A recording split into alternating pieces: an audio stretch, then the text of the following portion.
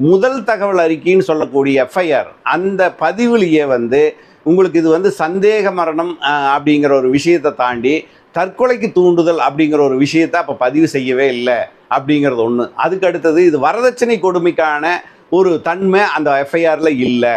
அதை வச்சு தான் அடுத்த கட்ட நகர்வு நகரணும். ஆனால் எதுவுமே இல்லாமல் வெறுமனே ஒரு ஒரு 7 வருஷத்துக்குள்ள ஒரு மணப்பெண், ஒரு கல்யாணமாகி ஒரு பெண் 7 வருஷத்துக்குள்ள மரணம் அடைஞ்சா அதை எந்த செக்ஷனுக்கு கீழே விசாரிக்கணுமோ அதுக்கான புகார் மட்டுமே அன்னைக்கு வந்து ரிதன்யாவுடைய தகப்பனாரால் கொடுக்கப்பட்டிருக்கு.